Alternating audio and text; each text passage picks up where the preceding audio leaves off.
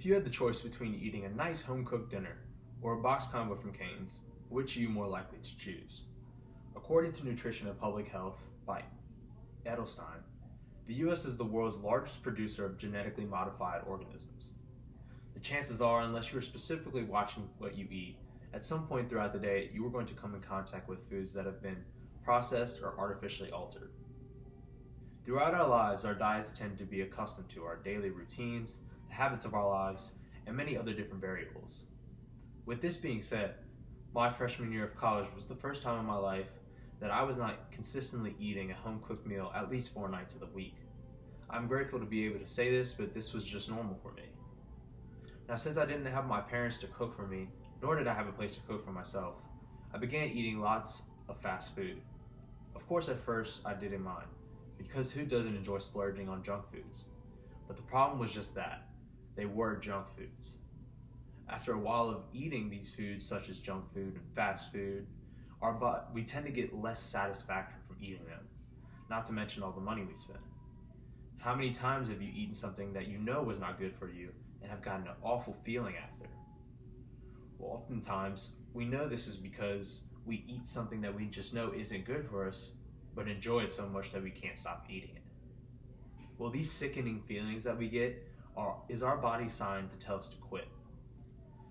According to Body Ecology Diet by Donna Gates, she tells us if you do not eat real foods containing essential vitamins, proteins, fats, and minerals, your body will never be strong enough to take over on its own. The reason we get these sickening feelings is due to all the added preservatives, flavorings, and colorings, or other things of that nature. All of these additives have been linked to ranging side effects, including headaches to even cancer.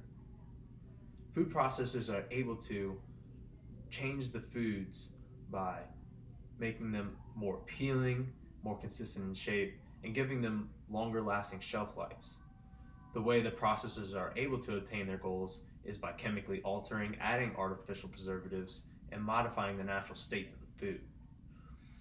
According to Nutrition and Public Health, the FDA does require that GMO products be labeled or named differently when a new product poses a public safety threat in a way by changing that is obviously harmful, such as an additional allergen. In my opinion, I would much rather my foods be less appealing, less consistent in shape, and expire much quicker than continuously eating genetically modified foods that I know will not be good for me in the short and long run. So now we know what processed foods are, but how do we determine the difference between whole natural foods and processed foods? Sometimes it can be very tricky when determining whether the foods you are going to consume or buy are healthy for you. Many times producers use packaging with light, joyful coloring and encouraging words such as low fat and gluten free. Now, just because these packagings are healthy looking does not always mean that the food is natural or good for you. So we need to know what we can do to look for these signs of processed or natural foods. We can ask ourselves a few quick questions that can determine and give us a quick observation. The first is as simple as, is the food natural? Does it look natural? If your answer is no, then you should really leave the food and product right where you found it, because we know that food modified to look a certain way isn't going to be the best for our bodies. If the answer is yes, then we should take a glance at the ingredients list. We come to find out that natural foods such as fruits, vegetables, fish, etc. don't tend to have an ingredients list. As Donna Gates tells us in her Body Ecology Diet, vegetables are the most perfect foods that nature has given us. So we have to look at the ingredients list, if there is one. We take a quick glance over it. The healthier, more natural foods are going to tend to have a shorter list with recognizable words that we can see.